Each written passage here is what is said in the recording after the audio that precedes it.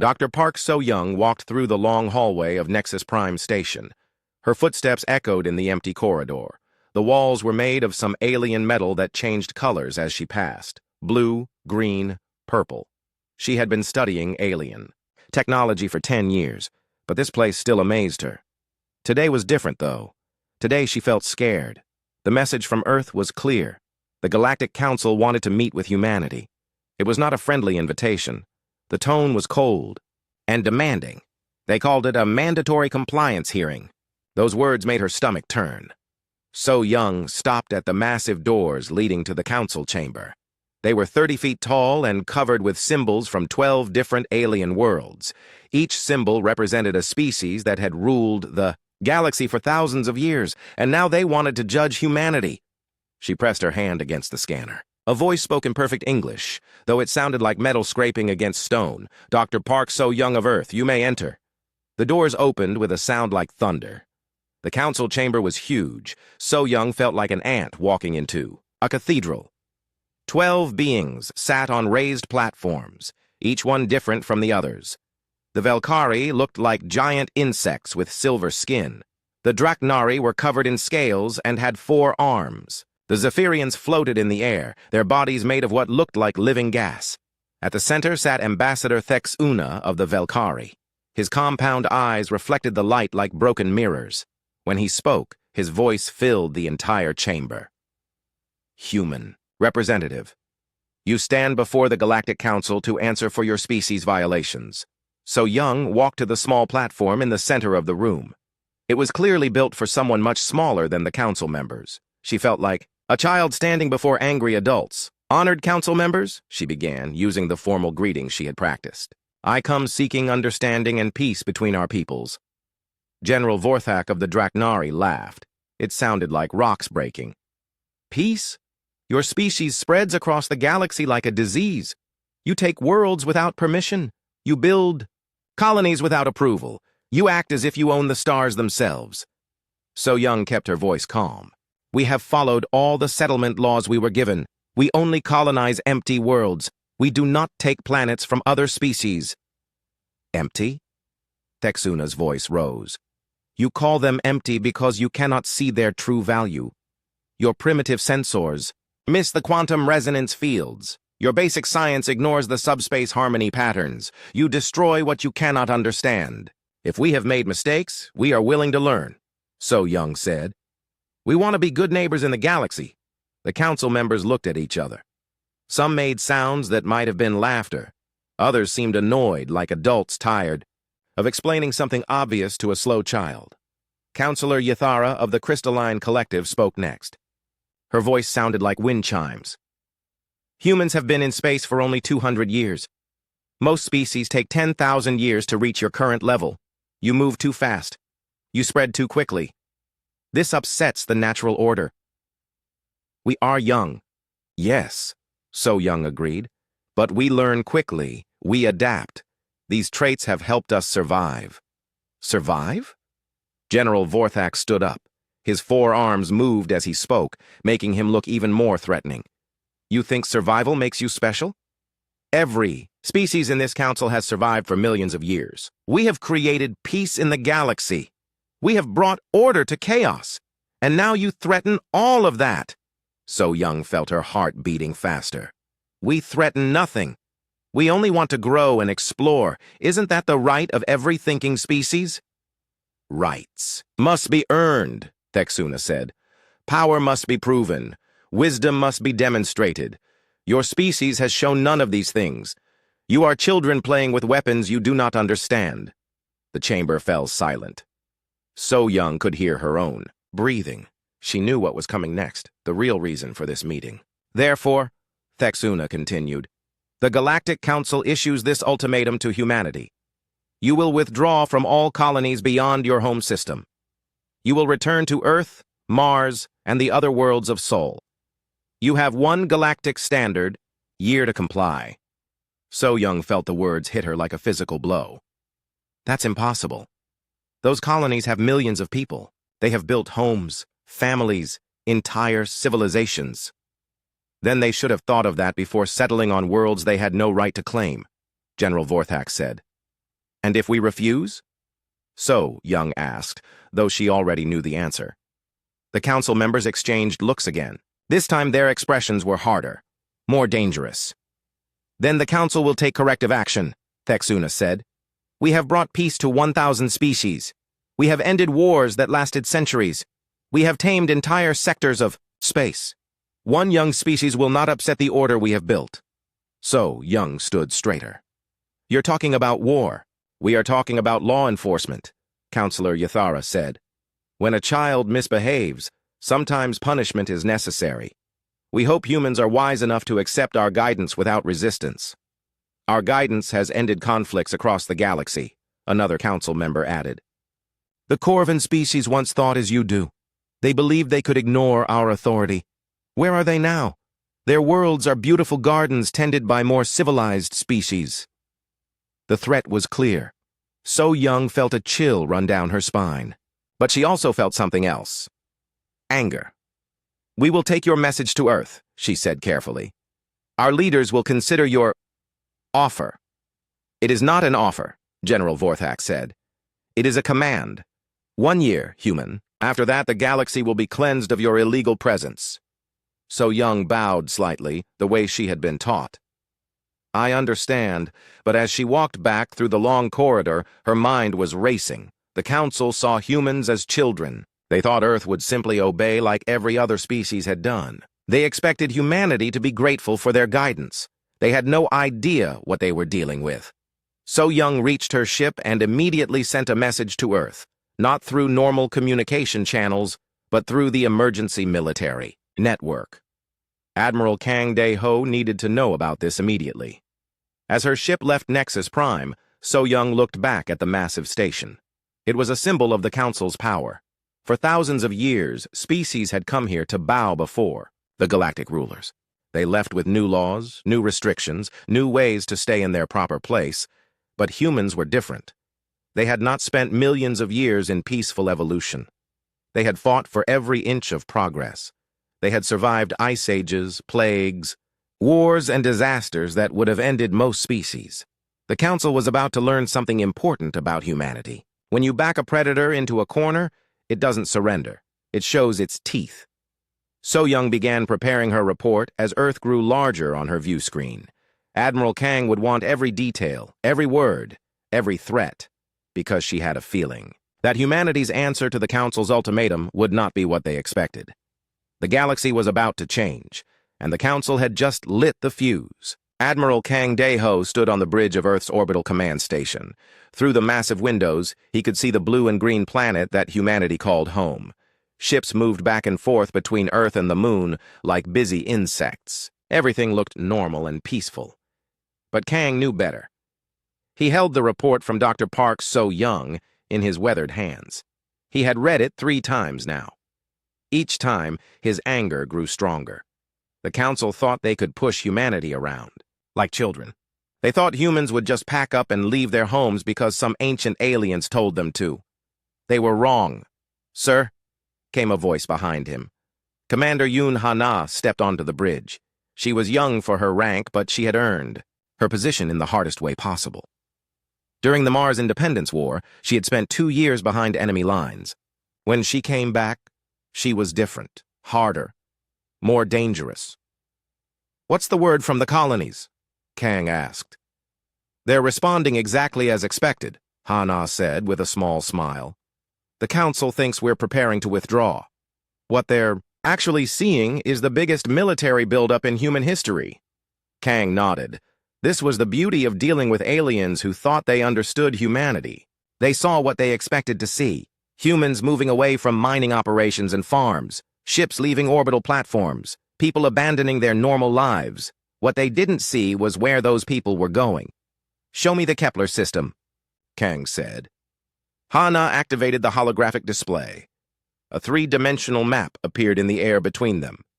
The Kepler 442 system floated in blue light, showing planets, moons, and space stations. 3 days ago, it looked like we were evacuating, Ha-na explained. All the civilian ships left. The mining stations went quiet. Even our defense platforms powered down. And now? Ha-na smiled. It was not a nice smile. Now it's the most heavily defended system in human space. Engineer Kim Tae-min's new platforms are online. They're hidden in the asteroid belt, powered, down and invisible to Council sensors. When those platforms activate... She didn't finish the sentence. She didn't need to. How many ships is the Council sending to claim the system? Kang asked. Intelligence reports 12 vessels, a mix of Velkari and Draknari ships. They think it's a simple occupation mission. Kang almost felt sorry for them. Almost. What about our new ships? How is the Prometheus project coming along? Hana's expression became more serious. Kim Tae-min says the first 4 ships will be ready in 6 months. But sir, these aren't just improved versions of our old designs. These are something completely new. She changed the holographic display. Now it showed a sleek ship that looked nothing like traditional human vessels. It was smaller than most Council warships, but something about its design looked deadly. Dr. Park So-young's analysis of Council technology helped us understand their weaknesses, Hana continued. Their ships are built for honor combat. Formal, battles with rules and traditions. They expect enemies to fight fair. And humans have never been good at fighting fair, Kang said. Exactly. These new ships are built for the way humans actually fight. Fast, dirty, and unpredictable. They can do things that would horrify a Council warrior. Kang studied the ship. Design. He had spent 40 years in the military. He had fought pirates, rebels, and rival human factions. He knew what made a good weapon. This ship looked like it was built by people who understood war at a level the Council couldn't imagine. Sir, came another voice. Captain Lee Jinwoo entered the bridge. He was younger than both Kang and Hana, but he had the look of someone who had seen real combat. His left hand was artificial, replaced after a pirate attack on the frontier. Report, Captain, Kang said. The Indomitable is ready for space trials. All systems are testing within normal parameters. The crew is trained and eager. Kang nodded. The Indomitable was humanity's newest dreadnought. On paper, it was just an upgraded version of older human designs. In reality, it incorporated technology that no Council species had ever seen before. How long until the Council moves on Kepler? Jinwoo asked. 2 weeks, Hana answered. Maybe less if they get impatient. Good, Kang said. Let them come. Let them think they're dealing with the same humans who begged for peace at Nexus Prime. He turned away from the display and looked out at Earth again. Somewhere down there, in hidden facilities, thousands of people were working around the clock. They were building weapons, training soldiers, and preparing for a war the Council thought would never come. Sir, Hana said quietly. Are we really going to do this? Fight the entire Galactic Council? Kang was quiet for a long moment. He thought about his grandfather, who had fought in Earth's last great war. He thought about the stories of human courage and determination that had been passed down through generations. Commander, do you know what makes humans different from every other species in the galaxy? No, sir. Every other species the Council has encountered evolved on peaceful worlds. They developed slowly, safely. They learned to cooperate and follow rules because that's what kept them alive. Kang pointed toward Earth. Humans evolved on a death world. Ice ages that lasted thousands of years. Volcanoes that blocked out the sun. Predators that could kill us with a single bite. Diseases that wiped out entire civilizations. He turned, back to face his officers. We didn't survive by following rules. We survived by fighting, by adapting, by never giving up, no matter how bad things got. The Council thinks we're just another species they can intimidate, Jinwoo said. They're about to learn different, Kang replied. When that Council fleet arrives at Kepler, they're going to face something they've never encountered before. Humans who are angry, desperate, and have nothing left to lose. Hana activated her personal communicator. All departments, prepare for Phase 2 implementation. Authorization Omega-7. Across human space, the message went out. On distant colonies, mining equipment was quietly converted into weapons factories. Civilian ships received military upgrades in hidden docks. Families said goodbye to loved ones who were joining the military in record numbers. But perhaps most importantly, the message reached engineer Kim Tae-min in his secret laboratory. He looked up from his work on the Prometheus-class ships and smiled. He had been waiting for this moment. Computer, he said to his AI assistant, activate the special packages we installed in Kepler system. Confirmed. Hidden defense platforms are now armed and ready. Kim returned to his work. The Council, fleet approaching Kepler, had no idea what was waiting for them. They thought they were claiming an abandoned system. Instead, they were walking into a trap designed by a species that had been perfecting the art of war for thousands of years. In 12 days, the Council would learn their first lesson about humanity. When humans said no, they meant it. And when someone threatened their families and homes, humans didn't negotiate. They fought back with everything they had. The galaxy was about to discover what that really meant. The Council fleet dropped out of hyperspace at the edge of the Kepler 442 system. 12 ships arranged in perfect formation, their hulls gleaming in the light of the distant star. To the casual observer, it looked like a force that could conquer anything. Admiral Zekthar of the Velkari stood on the bridge of his flagship, the Righteous Purpose. His compound eyes studied the sensor readings with satisfaction. The system appeared completely empty. No energy signatures, no ships, no resistance. As expected, he said to his second-in-command, "The humans have fled rather than face superior force. Begin scanning for abandoned facilities." Behind him, General Vorthak's voice crackled over the communication system. "My warriors are disappointed, Admiral. We hoped for at least token resistance from these humans." "Patience, General," Zekthar replied. "The Council's reputation is built on battles we never had to fight. Fear is more effective than force." But fear was the last thing on General Oh Kyung-soo's mind as he watched the Council fleet from his hidden command center deep inside New Busan's largest mountain. The colony looked abandoned from space, but looks could be deceiving. "All units, prepare for contact," he spoke into his communicator. "Remember, we are not trying to win a pretty battle. We are trying to hurt them so badly that they think twice about coming back." Throughout the colony, hidden weapon emplacements powered up. What the Council saw as empty buildings were actually disguised bunkers. What looked like abandoned mining equipment were actually mobile defense platforms. The humans had not fled. They had simply become invisible. In orbit above New Busan, pilot Lim Da-yun sat in the cockpit of her fighter, the Vengeful Spirit. Around her, 30 other human pilots waited in complete silence. Their ships were hidden inside what appeared to be empty cargo containers drifting in the planet's orbital debris field. "Dragon leader to all units," Da-un whispered into her comm. "Council ships are approaching New Busan. Remember, these are not training exercises. Today we find out if our new tactics work against real enemies." The human fighters were unlike anything the Council had ever encountered.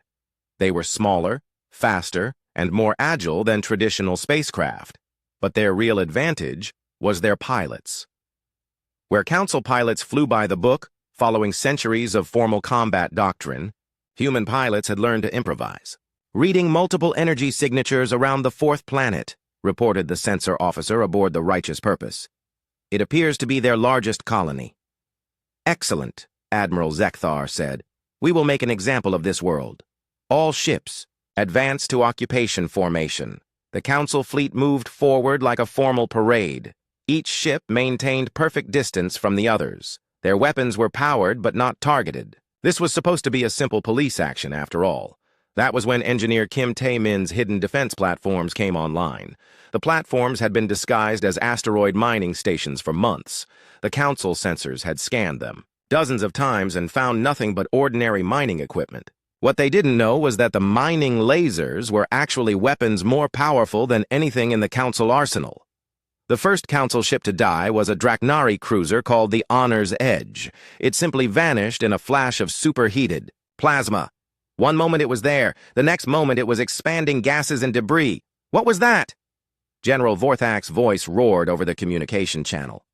Before anyone could answer, a second ship exploded. Then a third. "Evasive maneuvers," Admiral Zekthar shouted. "All ships take defensive positions." But the Council formation, so beautiful and orderly, now worked against them. They were packed together like targets in a shooting gallery. The hidden platforms fired again and again, each shot perfectly aimed and devastatingly effective. "Where are they shooting from?" demanded the tactical officer.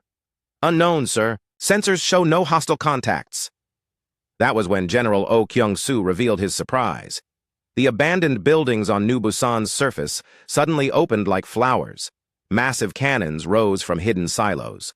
Missile batteries emerged from fake mining complexes. The entire planet had been turned into a fortress. Fire, O said calmly. The surface-to-space weapons opened fire all at once. Streams of energy and clouds of missiles rose from the planet like a deadly aurora. The Council ships caught between. The asteroid platforms and the planetary defenses found themselves in a crossfire they had never imagined possible. "This is impossible!" Admiral Zekthar screamed. "Humans don't have this kind of technology." But they did. Dr. Park So-Young's analysis of Council technology had revealed something important.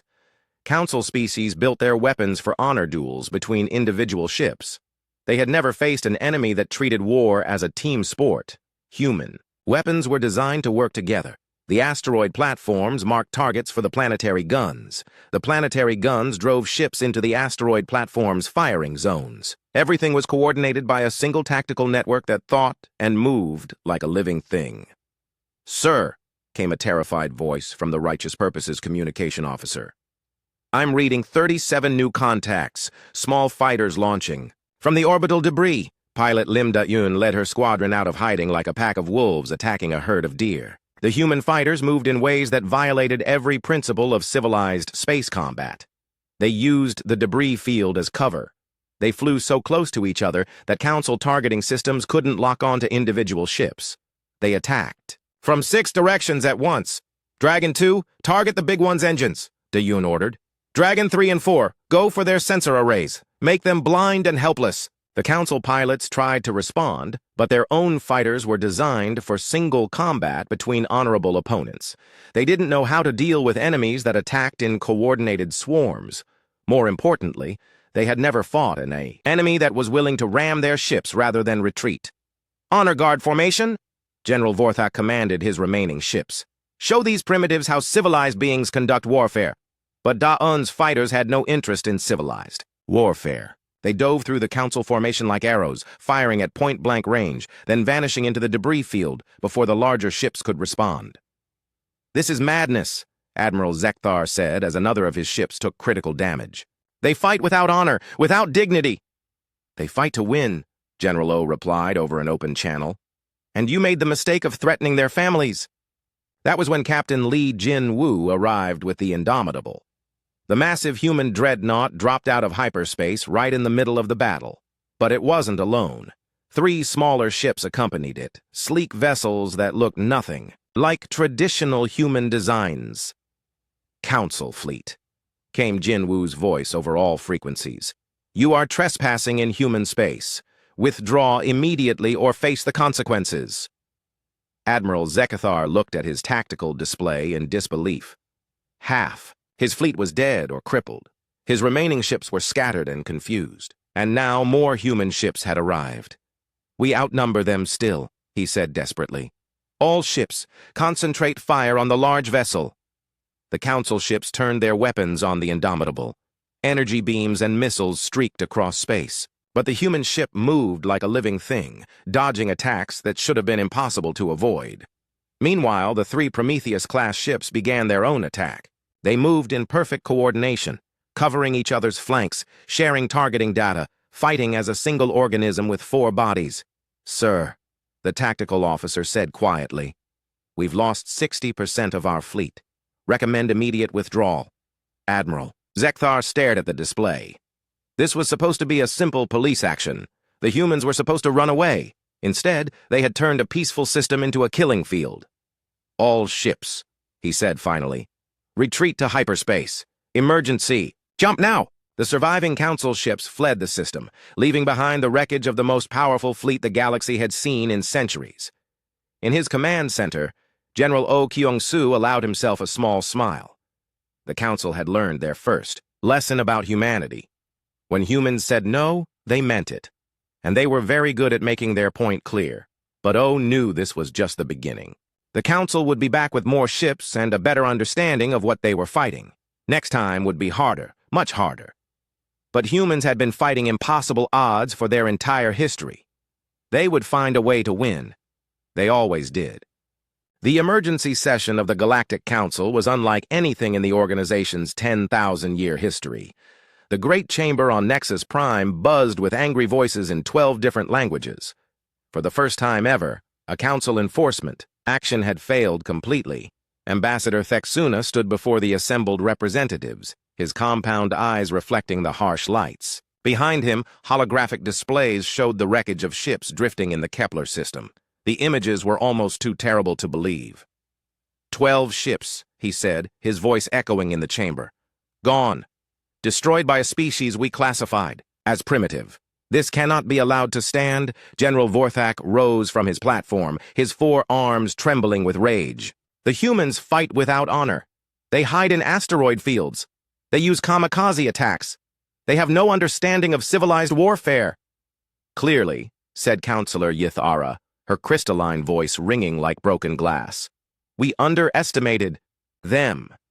But they are still just one young species. We represent 12 ancient civilizations. Mathematics is on our side. The debate continued for hours. Some council members wanted to negotiate. Others demanded immediate retaliation. But in the end, pride won over prudence.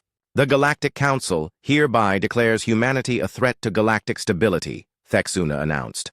All member species will contribute ships to a grand fleet. We will end this rebellion before it spreads to other worlds. As the council members argued over details, they had no idea that Commander Yun Ha-na was listening to every word.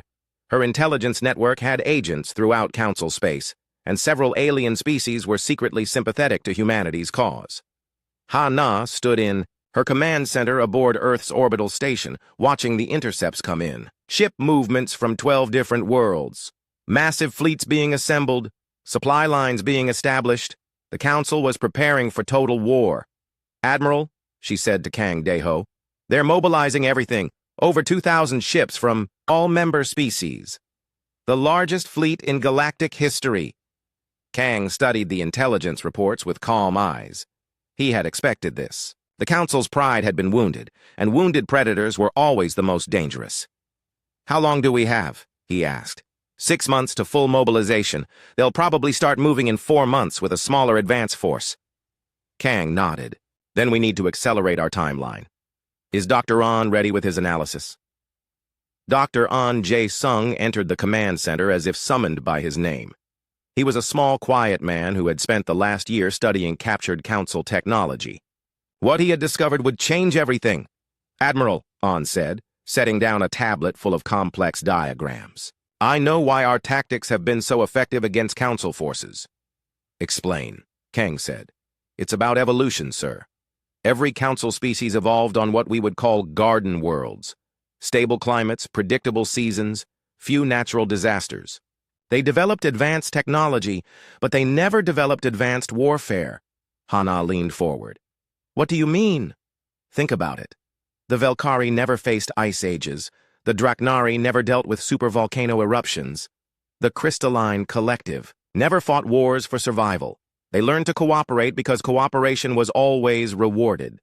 An activated a holographic display showing Earth's violent history. Asteroid impacts, climate changes, mass extinctions. Humans are different. We survived because we learned to adapt quickly, to work together under pressure, to think of solutions that other species would never consider. You're saying we have a biological advantage? Kang asked. Exactly. Council species fight by the rules because rule following kept them alive for millions of years. But humans break rules because rule-breaking kept us alive. When they see our tactics as dishonorable, they're actually seeing evolutionary advantages they never needed to develop.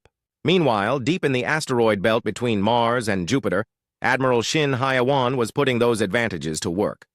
Her ghost fleet existed in the empty spaces between worlds, invisible to council sensors and unknown to most humans. Report, she said to her chief of operations. 17 ships completed this week, Admiral, all equipped with the new stealth systems. Total fleet size is now at 43 vessels. Shin smiled. The Ghost Fleet ships were not just invisible. They were built using principles that no council species understood. They could operate for months without refueling. They could coordinate attacks across light years of space. Most importantly, they could strike without warning and vanish before enemy reinforcements arrived. What about the Void Stalkers? How is Captain Nam progressing? He's exceeded all expectations, ma'am. His teams have infiltrated council supply bases in 7 systems. They're ready to begin operations on your order. Captain Nam Wu-jin and his Special Forces unit were humanity's secret weapon. While Council armies relied on massive fleets and overwhelming firepower, the Void Stalkers used deception and sabotage. They were ghosts who struck at supply lines, communication networks, and command centers. "Sir," Nam's voice came over the secure communication channel, "we've identified a weakness in Council logistics. They use automated supply convoys protected by minimal escorts. If we hit their fuel and ammunition shipments—" "Do it," Shin replied. "But make it look like pirates or rebels. We want the Council to think they're facing random attacks, not coordinated strategy." Back on Earth, engineer Kim Tae-min was working around the clock in his laboratory. The Prometheus-class ships had proven themselves in battle, but the coming war would require something even more devastating. "The Prometheus fire is ready for testing," he reported to Admiral Kang. "But sir, this weapon system is, well, it's beyond anything we've built before." "Explain." Kim activated a holographic model of his newest creation. It looked like a ship, but something about its design was unsettling. Wrong in ways that were hard to describe. "It's not designed to destroy individual targets," Kim said. "It's designed to disrupt the quantum communication networks that coordinate Council fleets. One ship could turn their entire armada into a collection of isolated vessels that can't talk to each other." Kang studied the design carefully. "How does it work?" Dr. On's research showed us that Council species rely heavily on instant communication. Their tactics assume that every ship knows what every other ship is doing. If we break that assumption, their formation discipline collapses, Hana finished. "Brilliant! But the humans' most important advantage was something the Council could never understand. While 12 different species tried to coordinate their attack plans, often working at cross purposes due to ancient rivalries and cultural differences, humanity was unified by a single purpose. Someone had threatened their families. Someone had tried to take their homes. And humans had learned long ago that when predators came calling, you didn't negotiate. You fought back with everything you had." "Admiral," Hana said, reviewing the latest intelligence reports, "the Council advance. Fleet will reach our border in 3 months. 50 ships from 5 different species." "Let them come," Kang replied. "By the time they arrive, they'll be flying into the most elaborate trap in military history." Across human space, the preparations continued. Colonies that appeared to be evacuating were actually becoming fortress worlds. Ships that seemed to be fleeing were actually taking hidden positions in deep space. The entire human civilization was becoming a weapon pointed at the heart of Council arrogance. But perhaps most importantly, young pilots like Lieutenant Han So-ra were training day and night to command the new generation of human warships. At 24, she was already being prepared to lead vessels more powerful than anything the Council had ever faced. "Remember," her instructor told her, "Council captains have centuries of experience, but they've never fought an enemy that was willing to sacrifice everything to protect their home." "How do we beat experience?" Han asked. "With desperation," came the reply. "A desperate human is the most dangerous thing in the galaxy." The Council's great fleet was gathering, confident in their overwhelming numbers and ancient traditions. They expected to face the same humans who had begged for peace at Nexus Prime. Instead, they were about to encounter a species that had spent millions of years learning how to survive in a universe that wanted them dead. The fire was building. Soon it would consume everything in its path. The Council's grand fleet arrived at Alpha Centauri like an ancient army of gods. 2,000 ships spread across space in a formation so vast it took 30 minutes for light to cross from one end to the other. Every major species in the galaxy was represented. Valkyrie cruisers with their mirror-bright hulls, Draknari dreadnoughts bristling with weapons, crystalline collective vessels that looked like floating cathedrals. At the center of this armada, Admiral Thexuna stood on the bridge of his new flagship, the Inevitable Justice. Through the massive viewing ports, he could see Earth hanging in space like a blue and white jewel, so small, so fragile. It was hard to believe that this tiny world had caused so much trouble. "All fleet commanders," he announced over the communication network, "prepare for final assault. Today we restore order to the galaxy." The response came from 12 different species in 12 different languages, but the meaning was the same. The Council was ready to end humanity's rebellion once and for all, but Admiral Kang Dae-ho was not feeling defeated as he watched the massive fleet approach. He stood in the command center of Fortress Prime, Earth's newest orbital defense station. Around him, holographic displays showed the positions of every ship in both fleets. "Sir," Commander Yoon Ha-na said quietly. "They outnumber us 20-1. Kang nodded. "Perfect. Exactly what we planned for." Ha-na looked confused. "Sir," "Commander, what's the first rule of human warfare?" Ha-na thought for a moment. "Never fight fair if you can help it." "Exactly. The Council wants a grand battle between equal forces. We're going to give them something very different." At the edge of the Alpha Centauri system, Admiral Shin Hee-won watched the Council fleet through her ship's sensors. The Ghost Fleet had been waiting in the outer darkness for weeks, completely invisible to Council detection systems. "All units," she whispered into her communicator. "Remember the plan.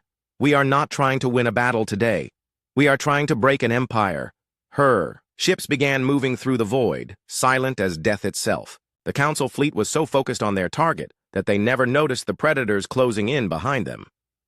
Meanwhile, Captain Nam Woo-jin and his Void Stalkers were already at work inside the Council formation. Using captured enemy ships and forged identification codes, they had infiltrated the fleet weeks ago. Now they waited for the signal to begin their real mission. "Stalker teams in position," Nam reported over the encrypted channel. "Ready to disable command and control networks on your order." The Council fleet moved forward in perfect formation, their confidence absolute. They had overwhelming numbers, superior technology, and thousands of years of military tradition.